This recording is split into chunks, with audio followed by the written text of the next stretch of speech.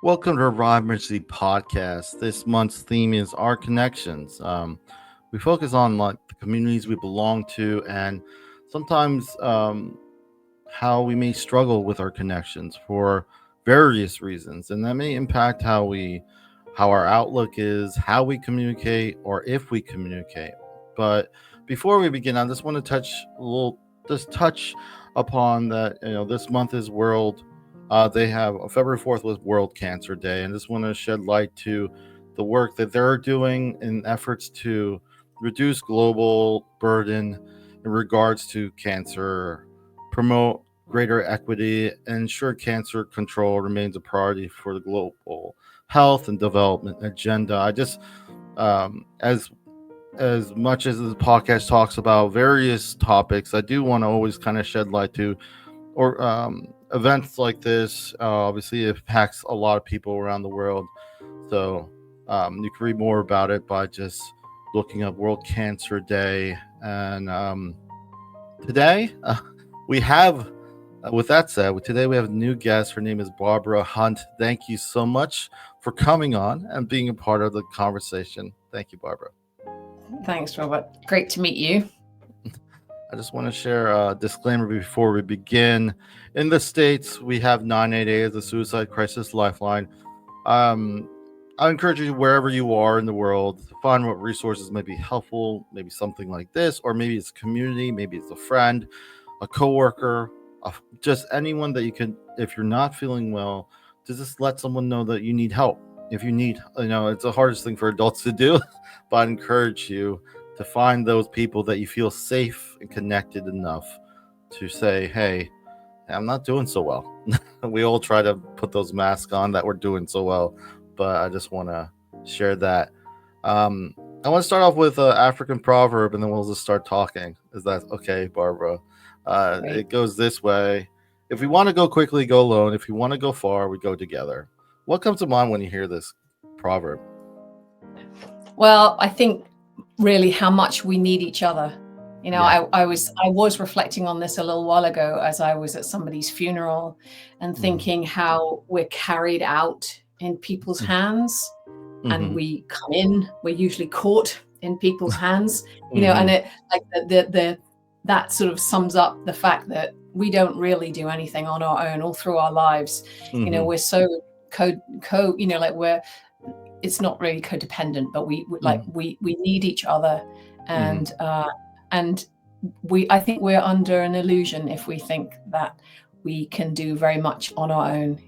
Even the simplest things that we overlook, like where our food comes from, or the fact that we have, if we're lucky enough to have, hot and cold running water, and that's all sort of provided, and and it's deeper in some ways, because quickly I can understand that, like if you don't want to consult with other people to make decisions, you can just like make your own decisions, and kind of that means you can go fast.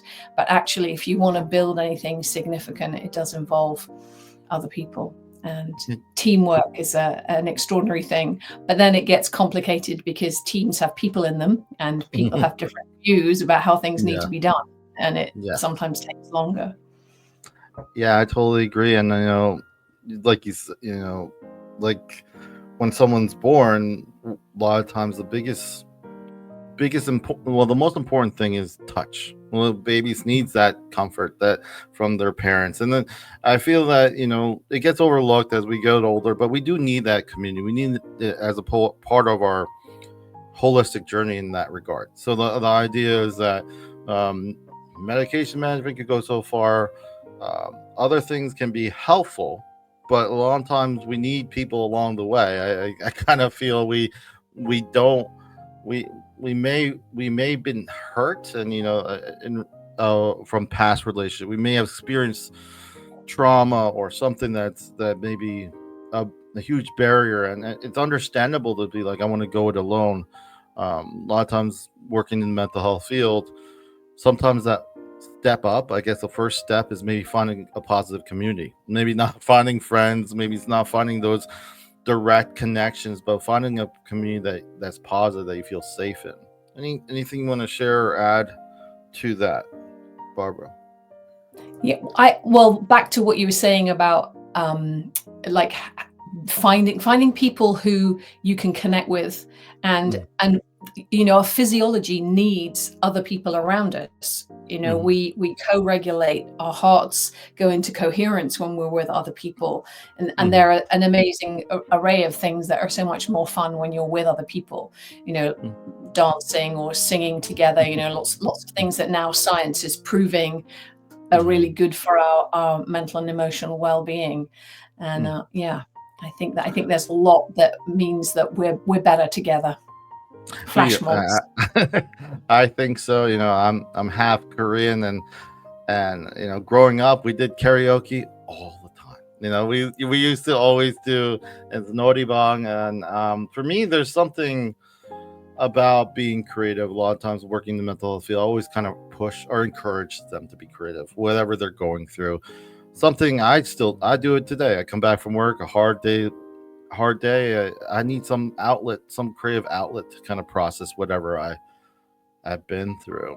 But I Yeah, do love the. I could throw a rock, and there's a lot of great singers, but I don't have to be the best one. I just love doing it, and being in part of that process. There's something about music that goes beyond just words in that regard. yeah, So me too. I'm a musician too, and I sing. But the new songs that I've got out at the moment, they're so much more beautifully produced because I have other musicians who are mm, playing with me, and okay. and I co-produced it, so I work with somebody, and there's something amazing about the synthesis of the two ideas. Like, have you thought about maybe we could try that? Or Mhm, one thing I love even better is when mm, both of you are going, yes, that's it, even though you haven't really discussed what that is, but you both yeah, know. yeah, That yeah. creative process is just incredible. Yeah, and we're definitely more than the sum of the parts. Yeah, and when it comes to, and you could even these, it could be something. You could be someone who makes a living being a musician or being creative, or it could be a hobby. I find that it still can produce purpose. I like what Guillermo says. Loneliness is not a lack of company. Loneliness is a lack of purpose. Like, are you able to kind of, when I come back from work, and there's different kinds of purposes. It's not like, I think I can have a purpose with cathartically doing what I do with my music, or what I do with video editing, what I do with even my gaming. I'm a gamer myself, and I don't.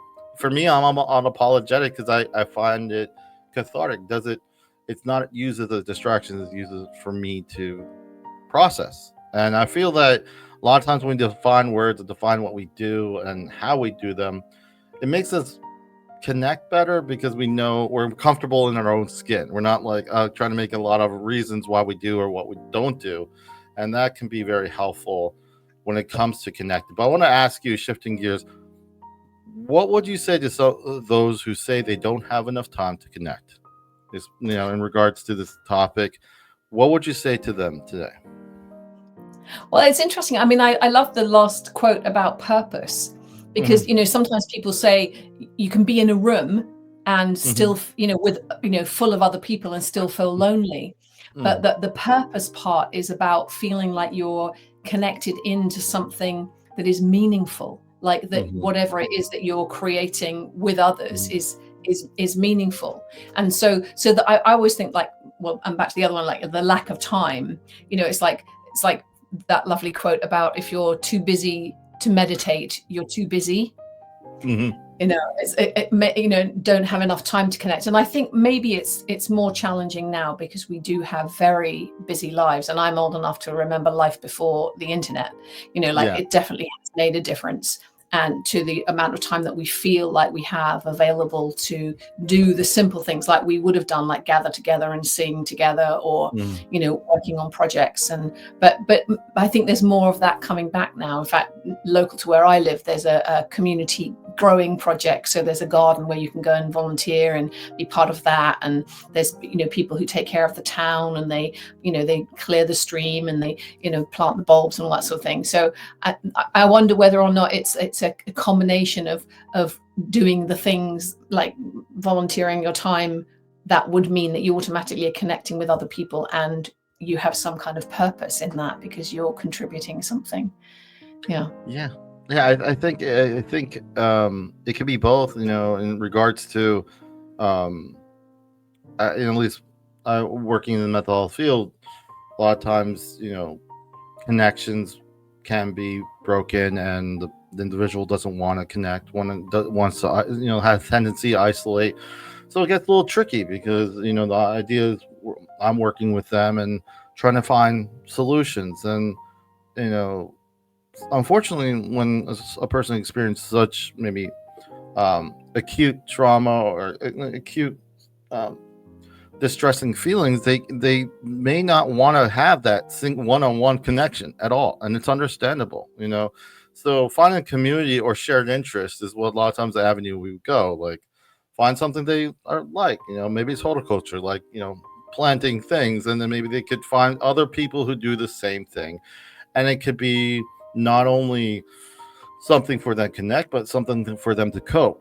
It's like it has a multi-purpose element to it. And that's the same thing I think about music. If someone's musical, I don't I don't reinvent the wheel. I encourage them to pick up that guitar that's dusty. I encourage them to maybe and finding those programs that finding connection with shared interests can be very valuable, because you get the connection component, you get to connect, you're not by yourself, but you also be creative, and you can actually find some purpose at the same time. So I think it's a wonderful two in one. And I think it's anything that helps at that point, in connecting, because I do sometimes feel we're so distracted with our social media, and I don't feel like and just scrolling. And I think I remember a time before the internet really exploded, and I feel that has been the context that's different.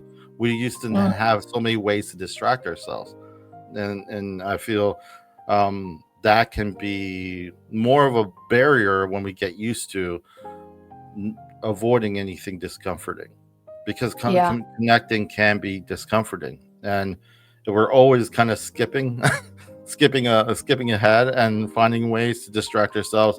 I think it does build up in time, and that's why I think finding the derivative of what the person wants to experience, um, problem solving, what they would look like, maybe just a shared interest community thing like we're talking about, or something else, maybe more Yeah. appropriate. And and sometimes it's not about having not enough time. Yeah. Sometimes it's a fear. Sometimes it's a fear of maybe not having enough confidence, or feeling Mm. like you don't want to be vulnerable, or if you're grieving, that you don't know what to say, or you don't feel like saying. So sometimes saying you haven't got enough time is Mm. sort of more acceptable as Mm. an excuse than Yeah. explaining maybe why you don't really want to connect, because it can be, there may be many reasons why people don't want to connect, like you're Yeah. saying, for Yeah. like they may be challenged but in some way in their lives, and not feel like they want to or can,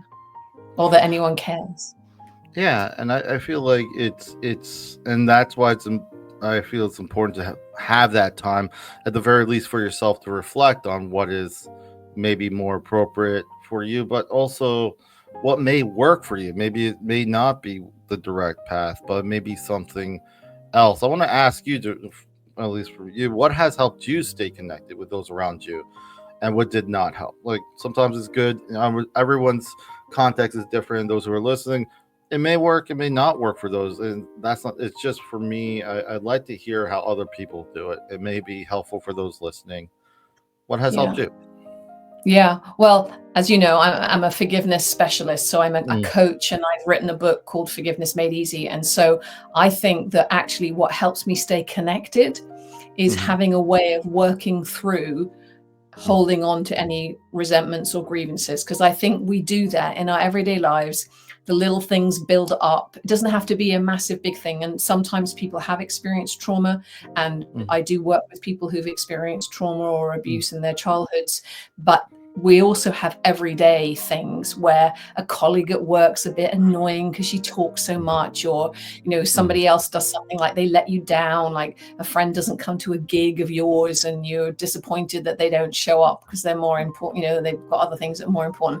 So Mm. those like little grievances that build up over time, and they can be things that actually push apart relationships. They can end a marriage if often if I work with couples, it's build up of resentment that's happened over time that they haven't managed to find a way to work through. And so I teach kind of like a way of doing that, and I also help people look at the 5 biggest reasons why they don't forgive, why, and it can be quite controversial, because you're saying, oh well, I can't just forgive that because I need to make sure I keep clear boundaries. And it's not about not accepting accepting unacceptable behavior. It's not about not setting boundaries. It's about being willing to work through why you hold on to a grievance and how you can let it go. And so I would say that what has helped me stay connected with the ones around me is doing my work. So for the last 30 years, I've had a forgiveness practice. So I've kept a list of the people who annoy me and who I feel like, okay, no, I know I'm resenting them. I got to put them on my list, even if it's a little thing. Or, sometimes it's now, maybe people on the world stage who I may not agree with their policies or the things that they're doing. Or inanimate objects, the weather, sometimes I feel resentful of the weather, especially because I live in England, where the weather is, not always gorgeous. And so being able to work through resentments is like, that's a way of clearing the things that get in the way of that intimacy. Because if you think about connection is about actually joining with somebody, heart to heart. If you've got resentment in the way, it's a bit like, you've got a sort of barrier, between you and the other person. And so true connection is being able to do that. And ideally in a way where you are accepting the person the way they are, even if you might be wanting certain behaviors to be different. And so that's what I would say helps me stay connected. And I've done this process. I remember one time I was visiting a school friend, and we were always my grandmothers were always like, well, how did Jane do? Like she would be like she always got straight A's and I didn't always. So I felt, oh no, I'll do, just because I was going to be meeting with her, I thought, oh well, I'll do a little process on my way to the meeting. And we had the sweetest time because I'd cleared my field. I'd done what was necessary to let go of any old, sort of schoolgirl stuff. And it's amazing what stays in. When I work with clients, sometimes, something that happened at school where a kid was mean to them, or, there was a challenging situation with a teacher, or being able to work through that kind of old material. It's so freeing. And I think it helps you in your present life to be connected to the people who are in your life. I totally agree. Connections, real connections, deep connections involve vulnerability. And how do you become vulnerable when you're bitter? Yeah. It just doesn't work very well, and I like that you point out that it could be small and they do build up in time. And now with a lot of distractions, maybe I'm not blaming, but on our phones, we may be passive. We may be saying, oh, this should have statements. Oh, they should know. I'm going to put the bill right here. Like a couple, I'll put right next to where he sits, and then he'll know to pay it. I want him, but never voicing it. But then we're getting resentment because the person never pays the bill or whatever. Or, oh, I'm going to do this extra good thing, so they're going to know that they're going to have to do a good thing for me. And it never really works that way. Communication has to be evolved. And a lot of times I feel just like what you're saying, those shortcuts never really work well. When it comes to connecting, you can't avoid connecting or communicating and assume things will just work out the way it does. And forgiveness, being a church leader in the past, it's cornerstone. You have to, like, literally, there's it's such a difficult, I'm not saying I agree with everything when I was a church leader, but I just remember such complex situations. Someone's beat cancer, and I know just down the podium, a family member lost someone from cancer last week. So how do you find the time to be present for both? Well, some people are like, praising God for that person's victory, the other person may feel isolated, and especially if people don't communicate,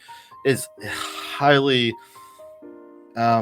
yeah, and forgiveness is always on the page, and it has to be in that regard. So Yeah. that makes sense. And also, I'd like to say something about forgiveness and grief, because I think that if someone dies, often, unless you've had the opportunity to make your peace with them, and there's certain circumstances, if somebody takes their own life, for example, where you definitely don't have the opportunity to have said maybe what it is that you want to communicate with them, and there may well be resentment around that, as well as hurt and pain. And so I feel like forgiveness and grief often come together, and sometimes the reasons why we find it so hard to grieve is because there's things that need to be forgiven. And also sometimes why we find it hard to forgive is because we don't want to grieve, or we don't know how to grieve. Because I think that in some ways, like you was back to what you were saying about communities of people, like if we feel isolated in our grief, I mean, there are many groups of people who are now coming together to do grief tending and grief groups, and support online as well for people who are grieving, and some of that's just about listening. Just back to the question about what helps you stay connected, is like sometimes the person who's grieving wants to be able to tell the story around the death and the illness. Sometimes it's hard for people to admit that they hold a resentment for someone dying. So this is all the sort of like the taboo, the shame, like all of the things that I feel like we need to be able to talk about, and there needs to be a safe place for those things to be aired. And staying connected is around feeling that somebody is going to actually listen to you and maybe not jump in with their opinion, because I know what doesn't help people stay connected, and that's being given advice, especially if you haven't asked for it. It's like somebody just like leaping in and going, well, you know what you should do? I've got an idea for you. It's like that. I think that actually can be quite disconnecting, even if it's well meant. That it can actually, at least from my experience, cause more bitterness and more like damage when a person gives advice without asking, and when it surrounds grief, I think magnifies. So a lot of times when I'm in like going to hospice and I'm seeing someone who's about to pass, it's all about listening. It's all about listening to the person, the family members who invited. Because I think one thing that we forget, and I think it was Rockefeller, he says, thinking of giving not as a duty but as a privilege. Anyone who actually have lost someone, and at least for me, I feel as kids we're told if we did something wrong, fix it, in a sense, like fix your mistakes. But as I go older, I realize it's a privilege to do that.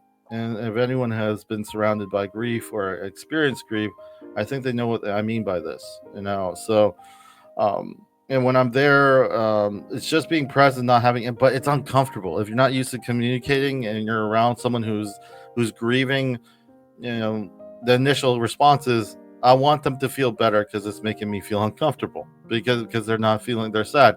But the point is they may have to go through all this to grieve. I totally agree. And it is, some of it's about listening, and some of it's about being in silence with somebody who doesn't want to speak, or who's just weeping, and like you're saying, being able to tolerate those strong feelings. If I was in charge of mental and emotional well-being, one of the things that I would really help people with is being able to feel strong feelings without doing anything distracting. So like eating food or going away and watching TV, or like doing all of the normal numbing behaviors, watching TV or whatever.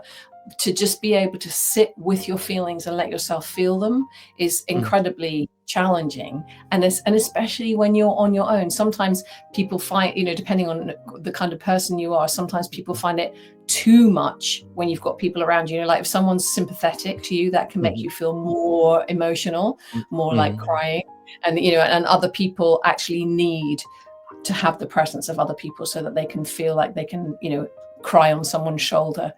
And I think we're all different. We have different needs, but I think tolerating challenging feelings is a skill, if you like, that would be amazing if we taught our children to be able to hold those feelings, not necessarily express them like having a massive big tantrum, but just just calibrating them in some way.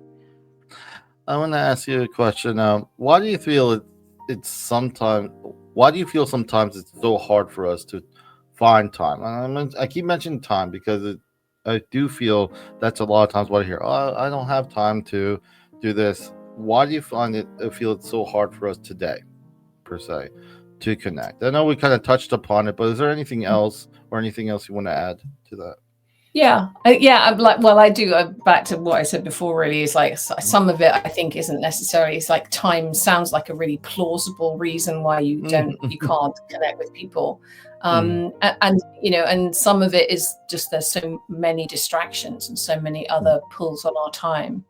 And but also it's about taking the time. It's not to connect as in, like meeting somebody or like, for coffee.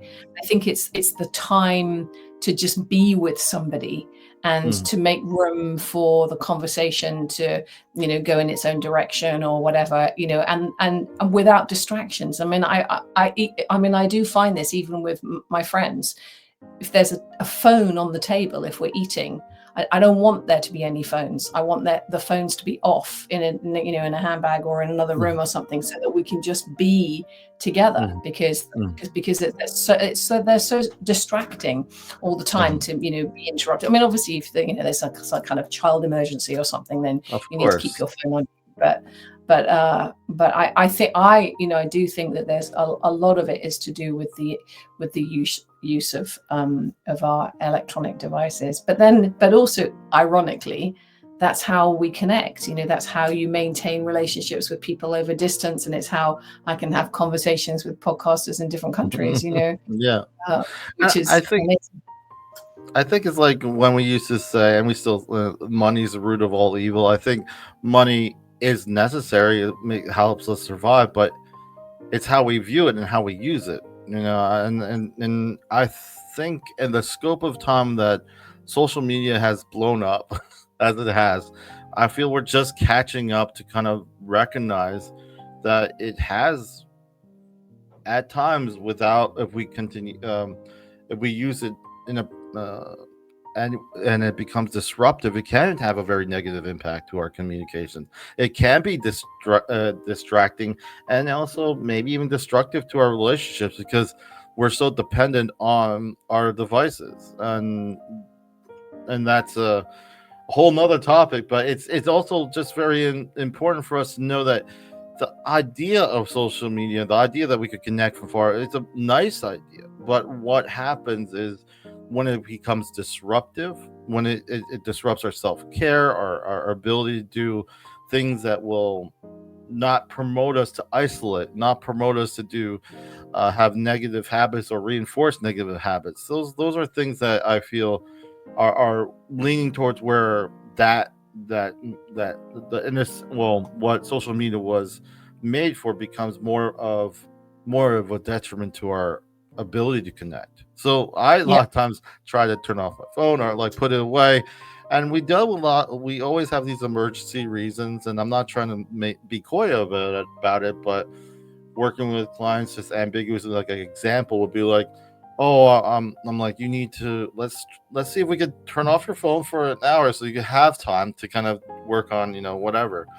But what if my child, like you mentioned, has an emergency? You have a husband. Tell him that during that hour that you need that time. Like, there are solutions beyond it's not everything. There also is ways for you to combat some of this. I can't. And I think it's just being creative and persistent on the need. If it's important for you to kind of find time for yourself, there may be solutions that are right there in front of you that you can actually address, to make it work. Yeah. And also, it's not just about finding time to connect with others. It's also finding time to connect with nature, or finding time to connect with God, or whatever your spiritual life is about, or time to connect with yourself, like taking, it's all different kinds of connection, not just with other people, but it's the quality of the connection, I think, rather than, because you could say, well, I've just texted or WhatsApped, 15 of my friends, but so technically that counts as a connection, but actually sitting down and having a cup of tea with somebody, or a really good deep conversation when you're walking, for example, that's a different quality of connection.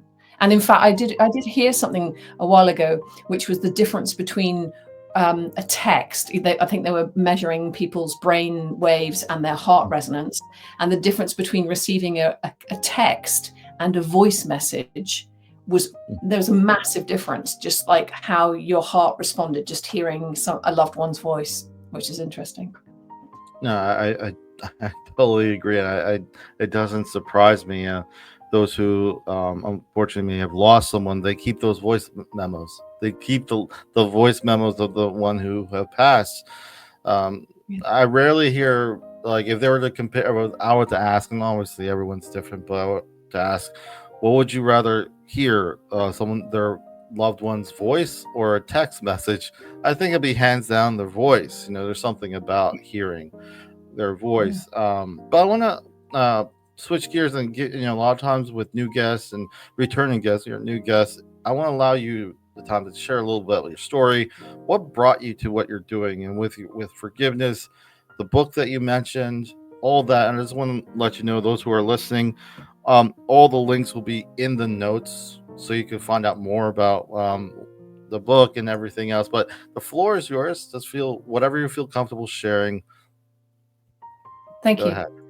Yeah, no, I'd love to say a little bit about my journey. I've been interested in personal and spiritual development for over 30 years, and I have done a lot of different kinds of trainings, and through different modalities.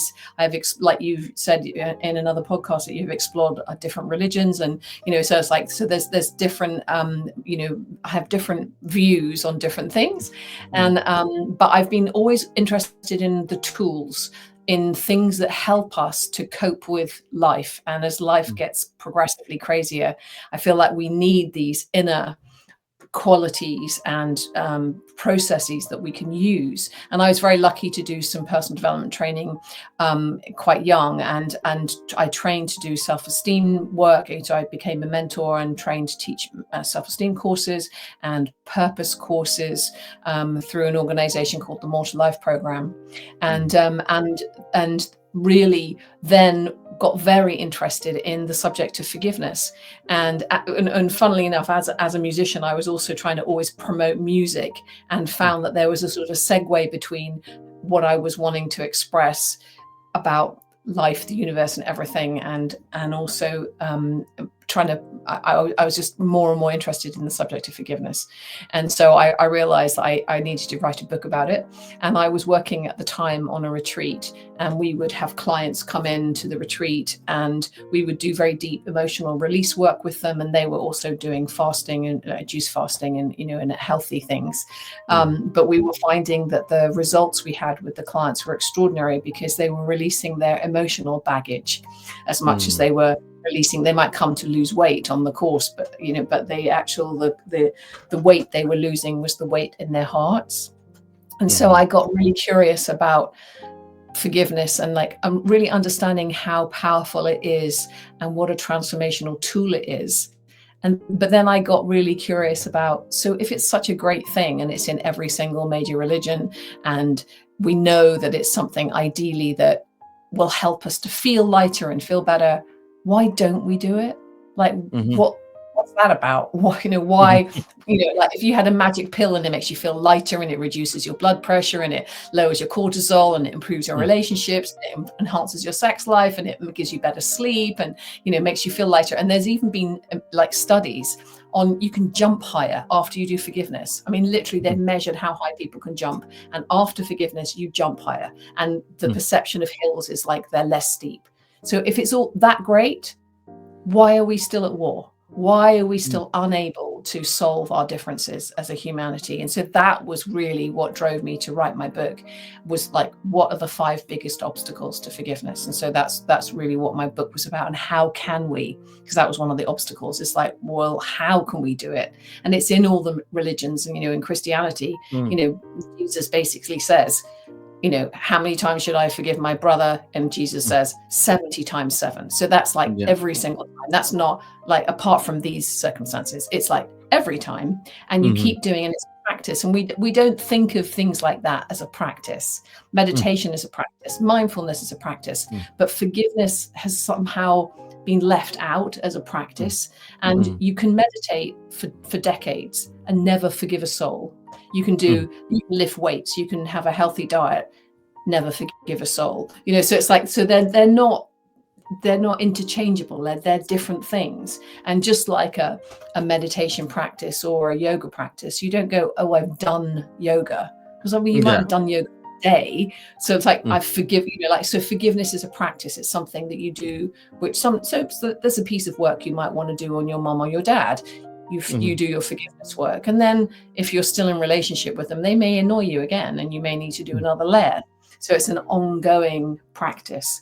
And so really that's what I continue to, because there's still people in the world who haven't forgiven.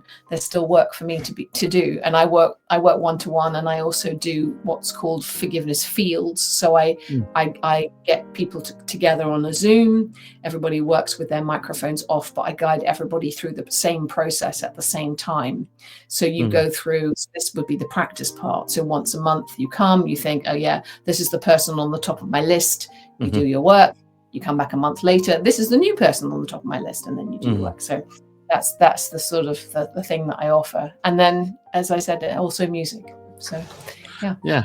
I feel forgiveness, like you said, is a lot of times overlooked. It's because I feel it seemed to be static, not like it's not okay. I forgave you. Like sometimes it becomes almost like harsh how they say, I forgive you. I'm done. I forgive you. We're done, or whatever it is.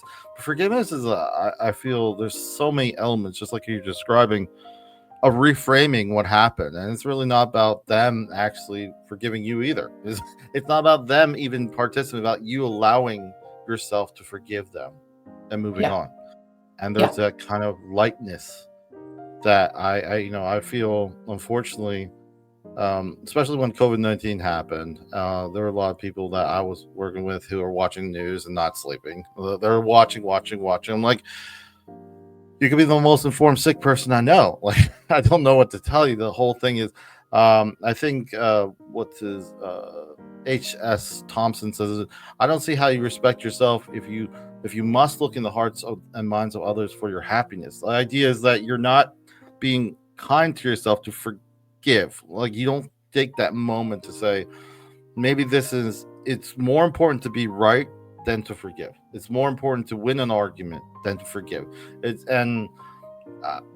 I think that's a big myth, because even if I was right or if I was wrong, I think forgiveness is a fundamental, I think, cornerstone when it comes to wellness, when it comes to healing, when it comes to these types of modalities. Because if we don't forgive others, I think of, when I was a church leader, I mentioned there's a book in the Bible called Job. And a lot of people read it, and they always read the beginning part. Everything gets taken away, and then his conversation with God. But during the time, there are 3 people who came, and they keep saying, you must have did something wrong, because this wouldn't happen to you if you didn't do something wrong.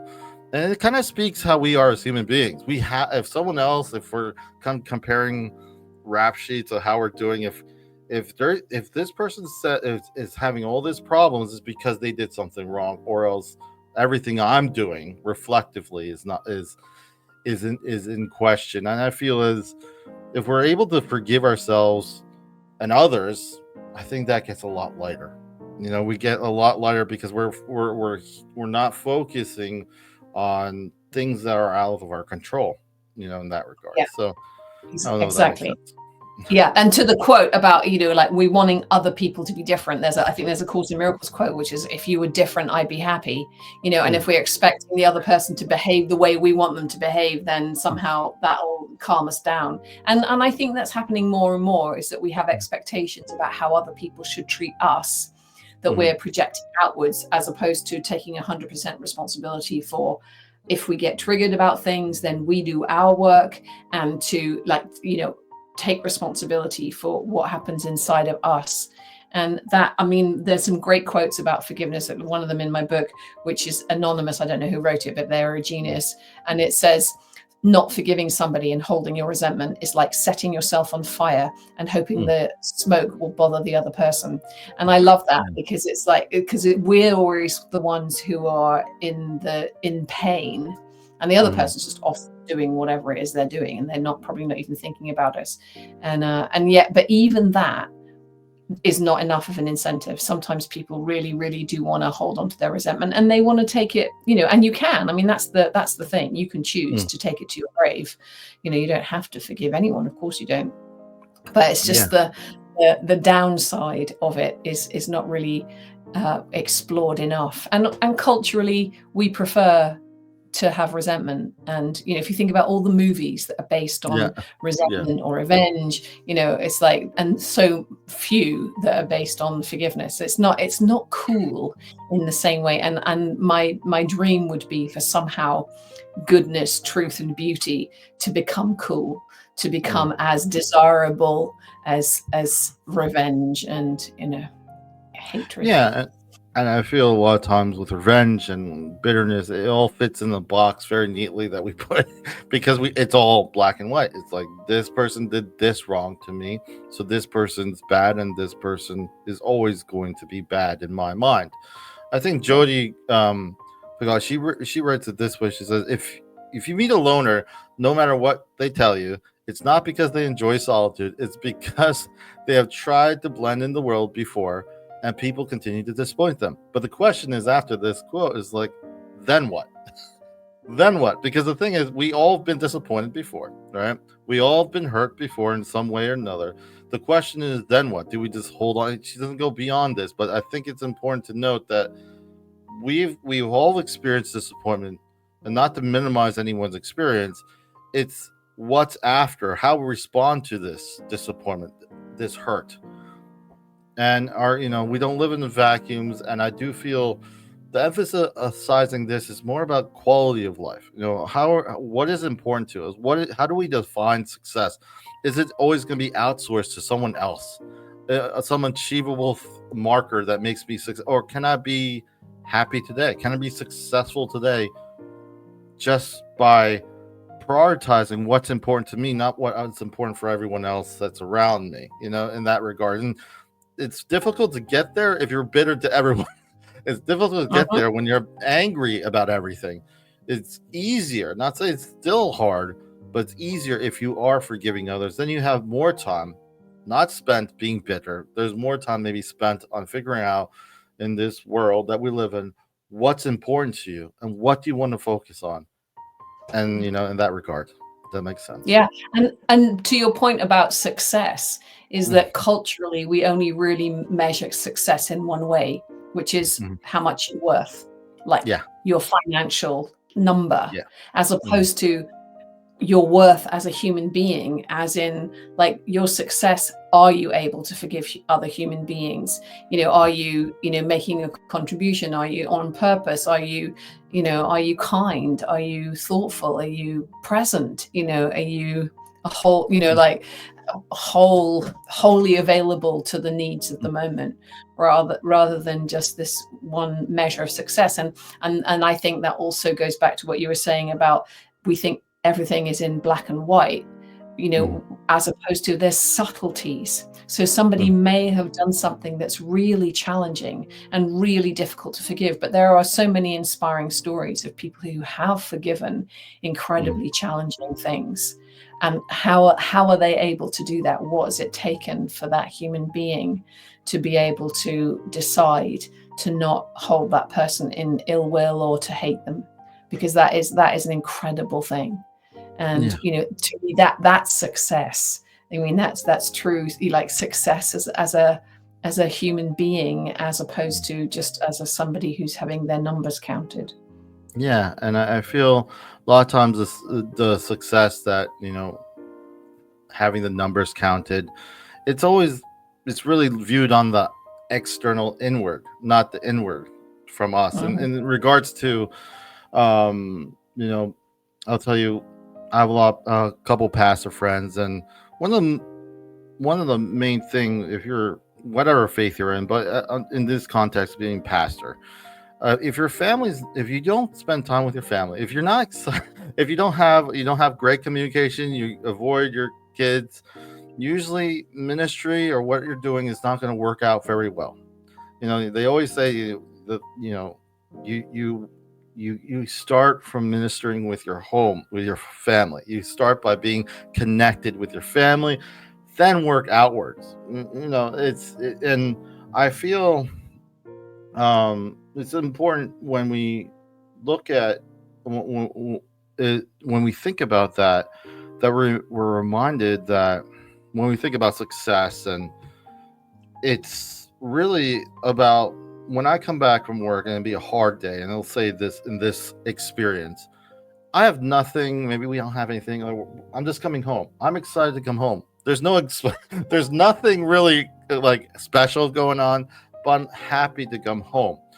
And it's a weird feeling when I notice it. A lot of times I'm just coming home from work and it's like, oh yeah. But when I'm truly happy to just come home, I think a lot of us forget the value of that. The value of coming home that you're happy to go to. It doesn't have to have some tangible or external. It's just happy to come home and not because your partner or your friend or whoever it is has everything figured out or has the best, like it's more intangible, whatever matters to you. So I don't know if that makes maybe that makes sense to some parts of it.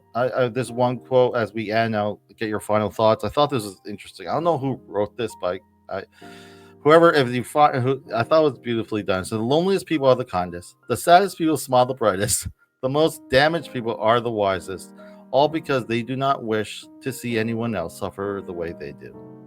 It's not Mm. beautifully said. I thought it was sweet. I at the same time, I just wanted to share that. And now I just want to ask you any final thoughts you want to add as we wrap things up. Yeah. Well, it's funny. Just I was thinking of two really lovely quotes. One is Mother Teresa, when somebody asked her, what can I do about global peace? She said, "Go home and love your family," Yeah, which yeah. I think is great. And then the other one, which I think is Ram Dass, which is, if you think you're so enlightened, spend a week with your family, which I also think is great, because then that's going to bring up all the resentment and work to be done. So yeah, but I mean, my final thoughts really are, I mean, one of the other things that really inspired me about the whole idea of forgiveness is that technically, if everybody were to do their own inner work, if everybody made their list, and I do this on the forgiveness fields, I get everyone to make a list of the people that they resent, and then I get them to write down how long they've held a resentment for.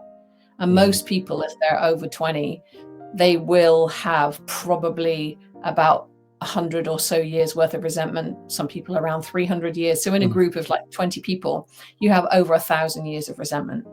And so that kind of just helps you to see how much as a humanity we need to do our forgiveness work. We need to do our, we need to let go of our resentments. And I know I'm an idealist, or I like to think of myself as a visionary rather than an idealist or naive. But technically, if we did our forgiveness work, and I have a method that works, we could be living in a completely different world in a month's time if we wanted to. And we don't. So then we're back into, well, that's interesting. Why are we not choosing to do that? But it's still a possibility. It's still like each individual, you start at home in your own heart. And so I always say, like your forgiveness is an act of amnesty for the whole of humanity. And so when you forgive, it adds to the field of forgiveness. It makes the world a more beautiful place just because you're holding less resentment. And I'm remembering one woman that I worked with on a retreat, and she'd been abused as a child. And she said, she was in her 70s, and she said, all of that bad feeling that I've been carrying for the whole of my life, gone.